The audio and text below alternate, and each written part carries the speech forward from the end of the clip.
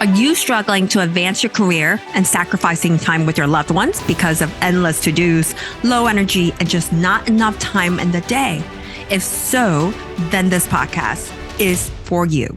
I am your host, Dr. Tsung, an ER, critical care, and space doctor, a peak performance coach, real estate investor, and a mother of a toddler. I'm here to guide you on mastering your mind and give you the essential skills to achieve peak performance. So welcome to Productivity MD, where you can learn to master your time and achieve the 5 freedoms in life.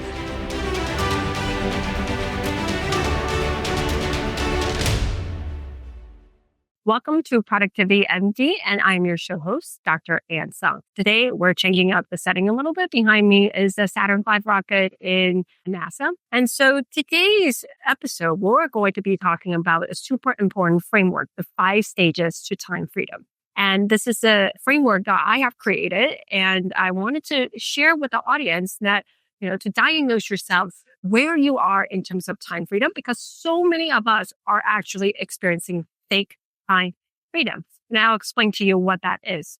So when you listen to this, I want you to think about where you are. Some of us are physicians or work in other environments. You can be in all 5 stages in one day. You can be mostly in a few stages on clinical days or working days, and a few stages on non-working days. So I want you guys to think about those 2 different types of situations and the percentage you are spending in each stage. And it will make more sense as I go through the stages with you. The first stage is called the time prisoner. And that is the stage where you say, I don't have time. You are waking up, you are immediately looking at social media, looking at your phone, and then you go down a rabbit hole for an hour and 2 hours before anything's ever done in the morning. If you are a morning person, that matches, a morning chronotype. And so you're essentially always in sympathetic, always in fight or flight, always putting out fires, reacting to people's demands via text, email, or whatever, messages. And before you actually serve your own goals and what truly aligns with your energy and your values. So that is the time prisoner. And I will say, for example, a lot of times when I am working in the ER, I am actually a time prisoner. When the ambulance is building up right next to me, all the psych patients coming, angry, yelling, I'm a time prisoner and I'm just reacting to the patients coming. Number 2, the second stage is what's called a time manager. We often hear that, how do we manage time? So you start looking at calendars, you start looking at to-do lists, and you are busy, you're productive. But at the end of the day, you say to yourself, I did a lot of things, but I'm so exhausted. I'm so tired. I wish I could be more productive. And that is when you're doing everything on your own instead of using leverage, right? Some of us may have cleaners, etc., but I'm talking about having automations, eliminations, delegations of things, everything that doesn't serve your purpose and your mission, that's delegated out. And because it's not, that's why a lot of times we're so exhausted as a time manager, because it is all on us. Now, we'll say when I was in residency or in fellowship, I thought I was grown up. So I was using calendars, I was planning, I was using checklists. I wasn't really aligning my peak chronotype zone to my deep work or, doing things that move the needle. I wasn't doing that. And I did not hire a virtual assistant at that time until later on when I was a fellow.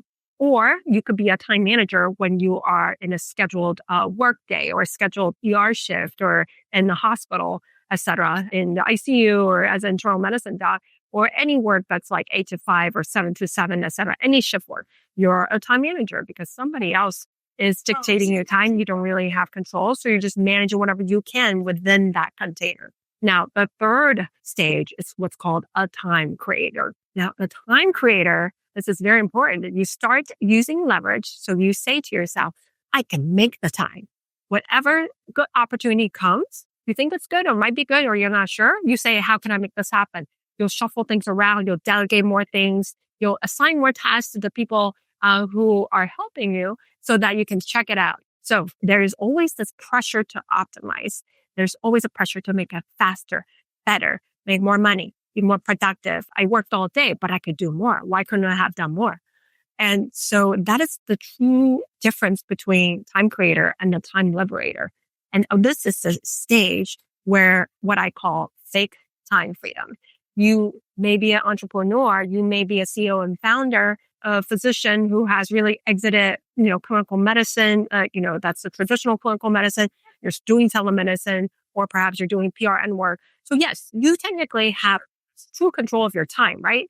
And this is what most people think true time freedom is. You can have the freedom to spend the time with whoever you want, and you have control of your work schedule. And at the same time, though, if you're in the time creator stage, you're actually still stressed because you have said yes to so many things. You have a lot of open loops, right? Each yes you say, there's probably 20 more open loops or steps after that you are going to need to do, and it's not closed. So all of these open loops, unclosed open loops, that is what causes the stress. That is what still makes you feel like you're in fight or flight, like you're always behind, right? And that is not true time freedom to me. And the reason why I know this is because I technically had true time freedom during my sabbatical with NASA, so I could travel with my kids. So I had true time freedom. I could dictate when I want to work in the ER. But yet with that additional free time, I was saying yes to too many opportunities, too many like social media opportunities, collaboration opportunities, working opportunities. So I was still very stressed. And I was like, what is this? This is not time freedom. That I should feel at peace. I should be in harmony, right? I should feel calm. So that is the true difference between the time creator and the next stage. The fourth stage is what I call the time liberator. And it's called the time liberator because whenever an opportunity comes, you're no longer saying, if you have the time, okay, you can free up the time or I can make the time. It's not even about the time anymore, right? It's about, will this multiply or drain my energy? And that is the true question you ask. Will this multiply or drain my energy? And if it drains your energy, then it's a no. And actually, when you are a time liberator, you're basically at the level of Steve Jobs and Warren Buffett.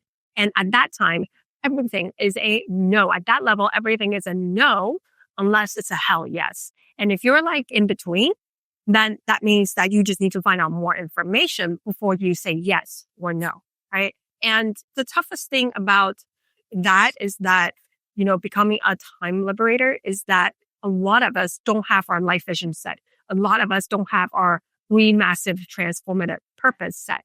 And the MTP is what I call MTP. And an MTP is where it's something that you're always striving to achieve, but you will never check off, right? So for example, for me, I want to be playful, compassionate, be courageous, be zen with me and myself, and also in the relationships with my spouse and also with my kids. That is something I am always in pursuit of, and that will never check off. Another MTP I have is to help others achieve true time freedom so they can have more timeless moments to create more beautiful memories. So depending on what your MTP is and what your life vision is at the end of your life, that is really going to help you say yes or no to the things that come to you. And then you can technically have a time liberator schedule or calendar, which is what happened to me. I had a time liberator schedule. My calendar is always blocked out for kids. It's always blocked out for date dates. On the weekends, there's no work. And the mornings blocked out for flow blocks. But my mindset did not catch up. My nervous system had not caught up yet. My nervous system was still a time creator. I was still having a little low-level cortisol. I still felt stressed. And that's not true time freedom. And so the fifth stage, there's a fifth stage at the pinnacle. And that's what I call the time transcender. And as a time transcender, you say that all there is this moment now. That time doesn't exist. Einstein says that there's no past, future. It's really all an illusion, right? It's really based on the person who's observing that moment in time. It's just really that present moment. And the reason why that's important is also because it's for high performance. It's practical at the same time, and as it is spiritual. So it's practical because when you are in flow state, when you're present, you're in flow state. You have maximal focus, creativity, and energy.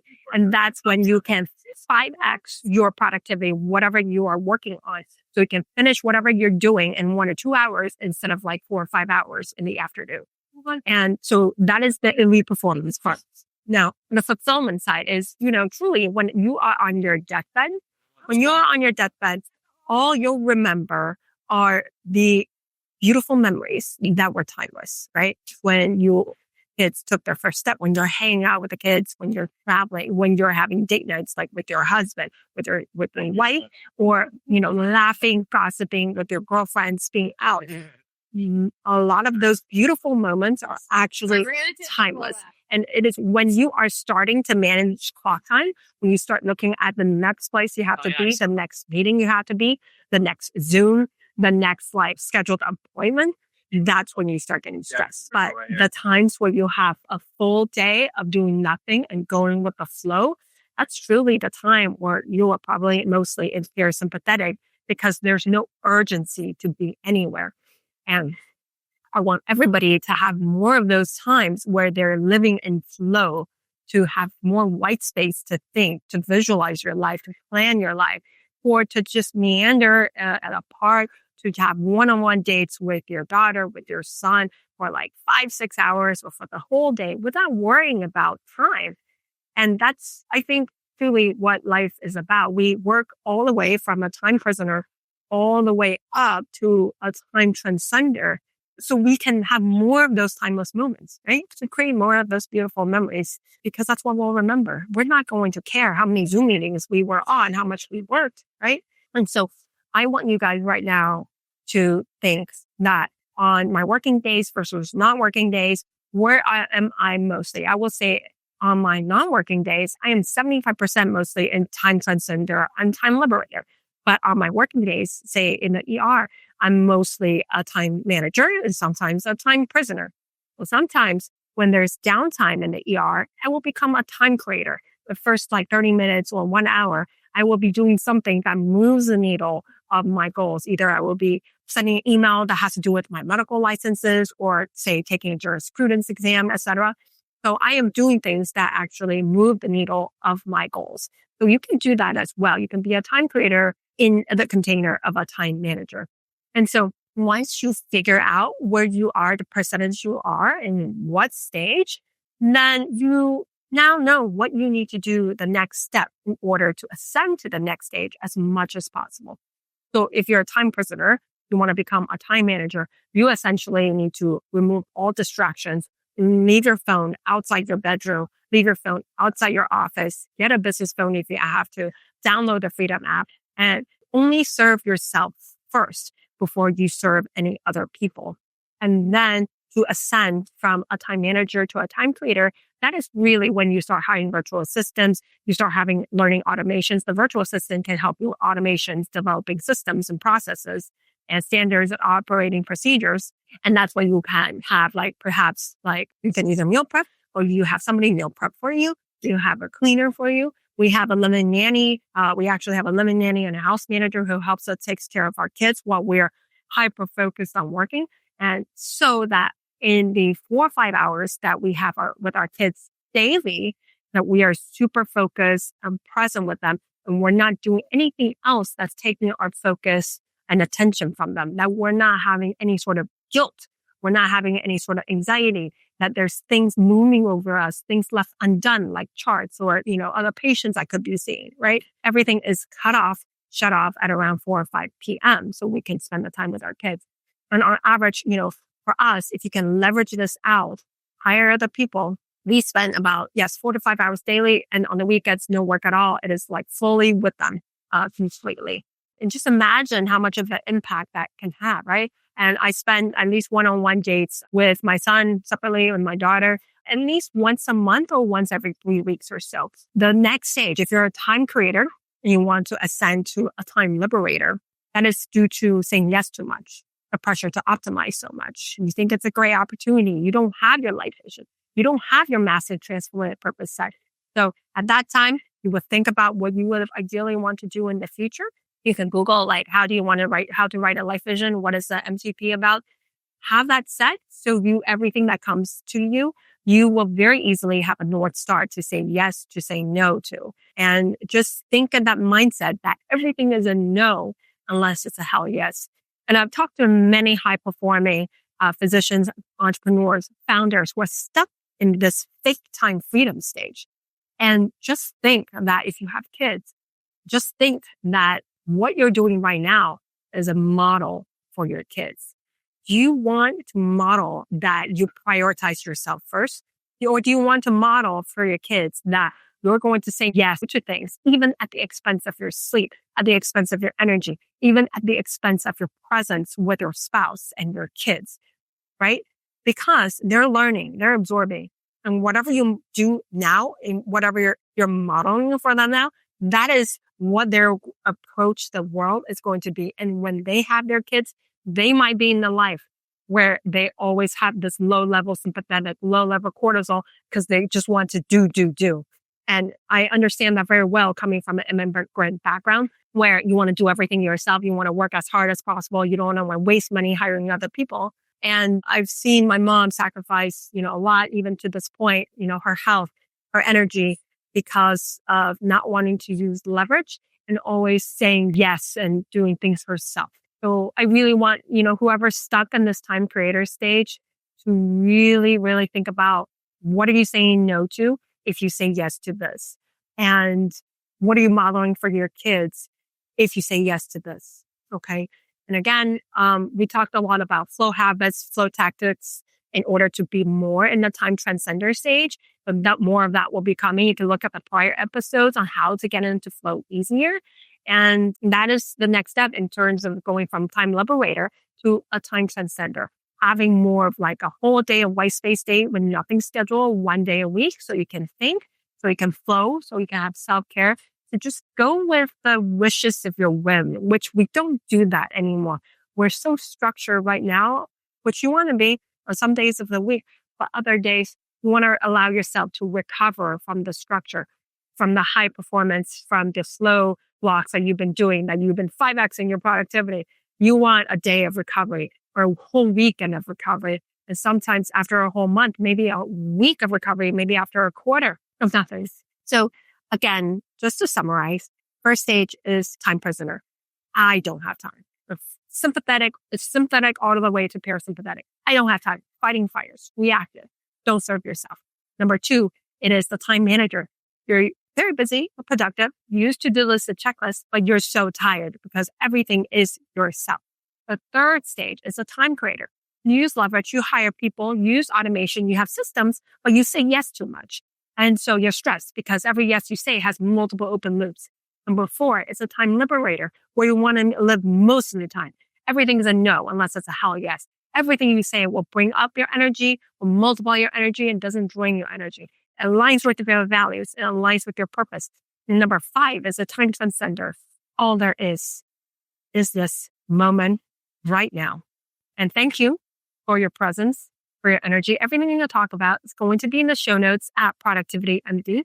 And if you are interested to hearing a little bit more about what it might be to look like to work with me one-on-one, to be your time freedom advisor, how you can ascend from one stage or a few stages up to the top stage, you can book a call with me also at productivitymd.com. And you can see what I can do to help you guys. So thank you again. And just remember, everything you need is already within you now.